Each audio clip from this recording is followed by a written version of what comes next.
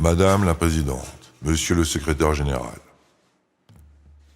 il est impossible d'être ici, de parler de cette tribune au nom de Cuba et de ne pas évoquer les moments historiques qui le sont à la fois pour l'Assemblée Générale et pour notre mémoire la plus chère.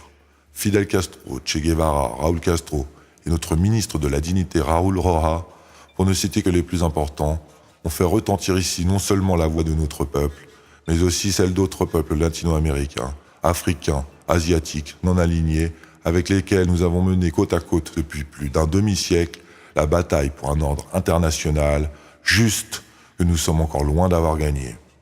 Absurde mais tout à fait cohérent avec l'irrationalité d'un monde où 0,7% des plus riches de la population peut s'approprier 46% de toute la richesse créée, tandis que 70% des plus pauvres n'a droit qu'à 2,7%, où 3,46 milliards d'êtres humains survivent dans la pauvreté, 815 millions ont faim, 758 millions sont analphabètes et 844 millions manquent de services essentiels d'eau potable, tous chiffres que les institutions mondiales élaborent et fournissent d'ailleurs d'une manière habituelle, sans suffire pour autant, semble-t-il, à mobiliser la conscience de ce qu'on appelle la communauté internationale. Ces réalités, Madame la Présidente, elles ne sont pas le fruit du socialisme, comme le président des États-Unis a affirmé hier dans cette salle. Elles sont le résultat du capitalisme, et notamment de l'impérialisme et du néolibéralisme, de l'égoïsme et de l'exclusion qui accompagnent ce système, ainsi que du paradigme économique, politique et culturel favorisant l'accumulation de richesses, dans quelques mains seulement aux dépens de l'exploitation et de la misère des grandes majorités. Le capitalisme a renforcé le colonialisme, le fascisme, le terrorisme et l'apartheid sont nés grâce à lui. Les guerres et les conflits se sont répandus. La souveraineté et l'autodétermination des peuples ont été brisées. La répression des travailleurs, des minorités, des réfugiés et des migrants a augmenté. Ils s'opposent à la solidarité et à la participation démocratique. Les modèles de production et de consommation qui les caractérisent favorisent le pillage et le militarisme. Ils constituent une menace pour la paix. Ils sont aussi à la base des violations des droits de l'homme et constituent le plus grave danger pour l'équilibre écologique de la planète et la survie des êtres humains. Alléguer que l'humanité ne dispose pas de ressources matérielles, financières et technologiques suffisantes pour éliminer la pauvreté, la faim, les maladies et d'autres fléaux, c'est vouloir nous berner. Ce qui manque en vérité chez les pays industrialisés, c'est la volonté politique, alors qu'ils ont pourtant le devoir moral, la responsabilité historique et les ressources suffisantes pour régler les problèmes mondiaux les plus brûlants. En vérité, alors que censément, on manquerait de ressources pour atteindre les objectifs et cibles du programme à l'horizon 2030, ou pour faire face aux retombées croissantes des changements climatiques, on a gaspillé 1,74 billion de dollars en dépenses militaires en 2017, un record depuis la fin de la guerre froide. Les changements climatiques sont une autre réalité incontournable et même une question de survie pour l'espèce humaine, en particulier pour les petits États insulaires en développement. Certains de leurs effets sont d'ores et déjà irréversibles. Les données scientifiques indiquent que la température s'est élevée de 1,1 degré Celsius par rapport à l'ère pré-industrielle et que 9 citadins sur 10 respirent un air pollué. Pourtant, l'un des principaux pollueurs d'hier et d'aujourd'hui, les États-Unis, refuse d'accompagner la communauté internationale dans la mise en œuvre de l'accord de Paris sur les changements climatiques, compromettant ainsi la vie même des générations futures et la survie de toutes les espèces, dont l'espèce humaine.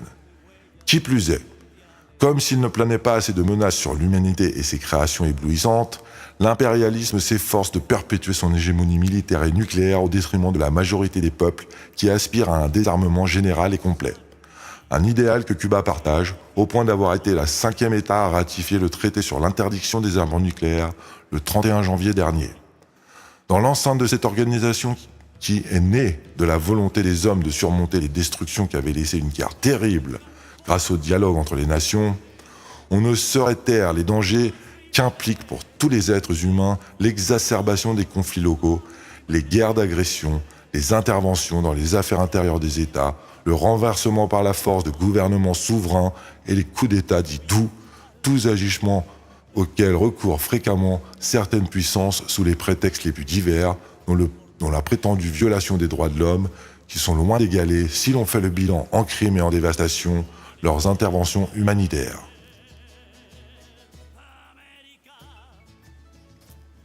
La coopération internationale pour la promotion et la protection de tous les droits de l'homme pour tous est un impératif, mais leur manipulation discriminatoire et ciblée à des fins de domination viole le droit à la paix et à l'autodétermination et au développement des peuples. Cuba rejette la militarisation de l'espace extraterrestre et du cyberspace, ainsi que le recours secret et illégal aux technologies de l'information et des communications pour attaquer d'autres États. Le multilatéralisme réel et le plein respect des principes et normes du droit international sont impérieux si l'on veut progresser vers un monde multipolaire, démocratique et équitable, garantir la coexistence pacifique, préserver la paix et la sécurité internationale et trouver des solutions durables aux problèmes systémiques. Face à cette logique, le recours toujours plus fréquent du gouvernement états-unien dans sa conduite et sa rhétorique, à la menace ou à l'emploi de la force, à l'unilatéralisme, aux pressions, aux représailles, aux sanctions, son abus de veto au Conseil de sécurité pour y poser son ordre, toujours politique, pose d'énormes menaces aux Nations Unies même.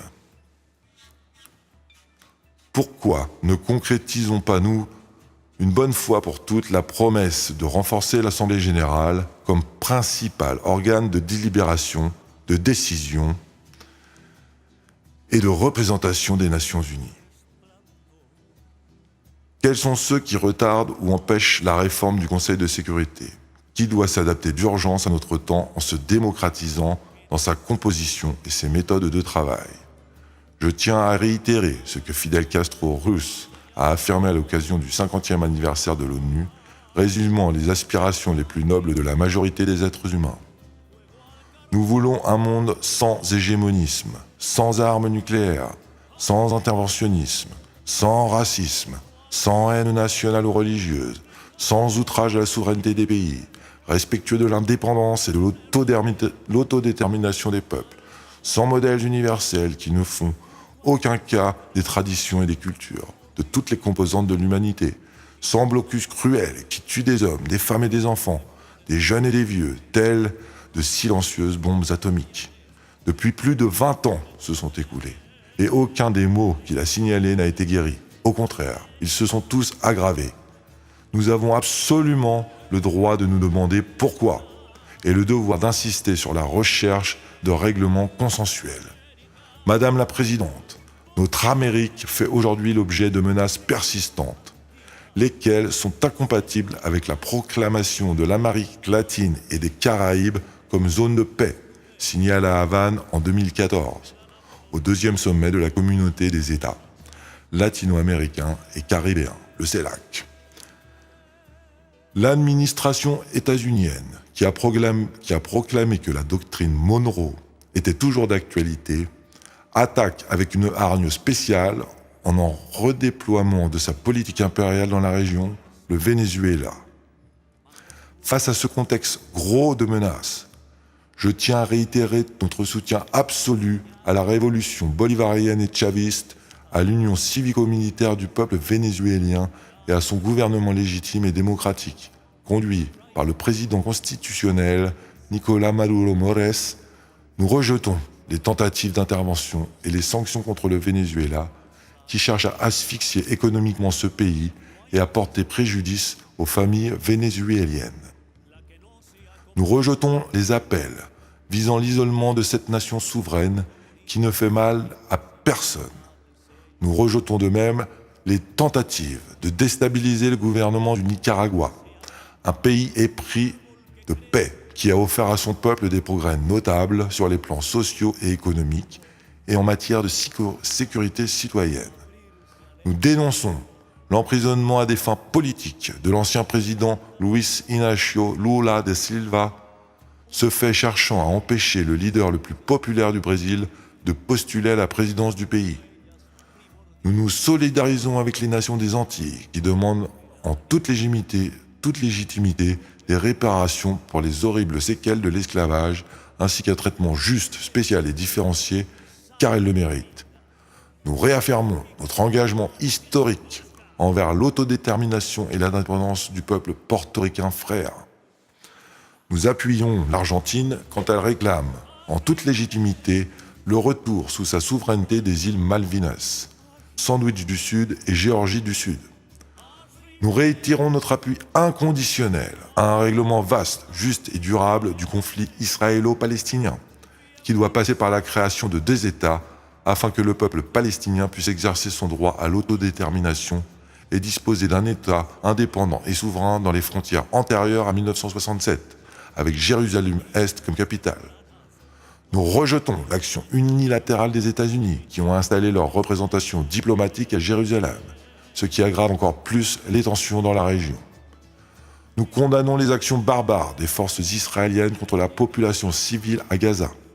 Nous réaffirmons notre solidarité invariable avec le peuple sahraoui et appuyons la recherche d'un règlement définitif de la question du Sahara occidental afin que le peuple exerce son droit à l'autodétermination et puisse vivre en paix sur son territoire.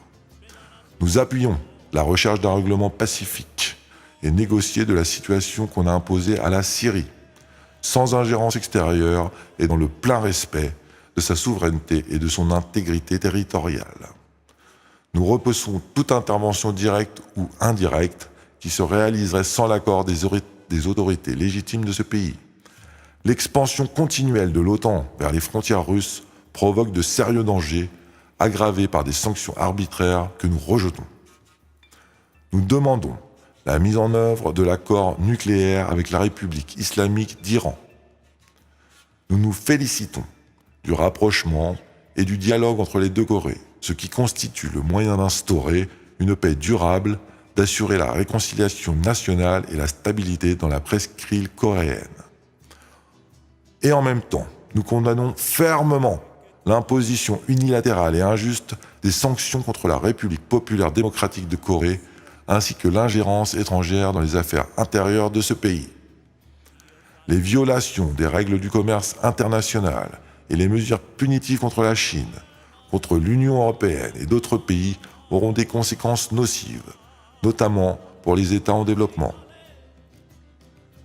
Prônant le dialogue et la concertation, nous pouvons vous informer que l'accord de dialogue politique et de coopération entre l'Union européenne et Cuba est entré en vigueur à titre provisoire et qui constitue un bon point de départ pour développer les liens fructueux entre les parties.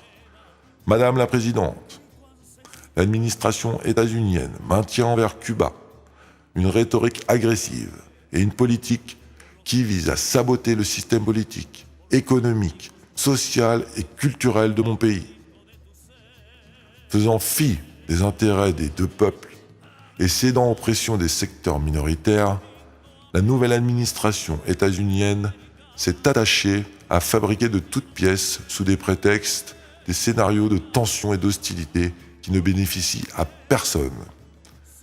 Et ce, bien que nous ayons des relations diplomatiques formelles et des programmes de coopération mutuellement avantageux dans une série de secteurs limités. Nos peuples ont des liens historiques et culturels, toujours plus proches dans différents domaines, dans les arts, le sport, les sciences et l'environnement. Les potentialités en vue de relations commerciales fluides sont bien connues, et une entente authentique et respectueuse bénéficierait aux intérêts de toute la région. Mais le trait essentiel et définitoire des relations bilatérales reste le blocus, qui prétend étrangler l'économie cubaine afin d'engendrer des pénuries et de troubler l'ordre constitutionnel. C'est là une politique cruelle qui punit les familles cubaines et toute la nation. Il constitue le système de sanctions économiques le plus englobant et le plus prolongé qu'on ait jamais imposé à aucun pays. Il a été et il reste un obstacle fondamental au développement de notre pays et aux espoirs de progrès et de bien-être de plusieurs générations de Cubains. Comme Cuba l'a dit pendant tant d'années, dans cette même salle, le blocus porte aussi gravement préjudice par son application extraterritoriale agressive à la souveraineté et aux intérêts de tous les pays. Je remercie cette Assemblée générale, au nom du peuple cubain, de refuser presque unanimement le blocus économique, commercial et financier appliqué à mon pays par les États-Unis. Mais les agissements de l'administration états-unienne contre mon pays ne se bornent pas là. Ils incluent des programmes publics et secrets qui constituent une ingérence éhontée dans nos affaires intérieures, en vue de quoi des dizaines de millions de dollars sont officiellement adoptés dans le cadre du budget, ce qui viole les normes et principes sur lesquels repose cette organisation-ci, et en particulier la souveraineté de Cuba, nation indépendante. Cuba reste décidé à développer des rapports respectueux et civilisés avec l'administration états-unienne sur des bases d'égalité souveraine et de respect mutuel. Telle est la volonté du peuple cubain, et nous savons que la majorité des citoyens états-uniens, notamment des Cubains vivant dans ce pays-là, partagent cette aspiration.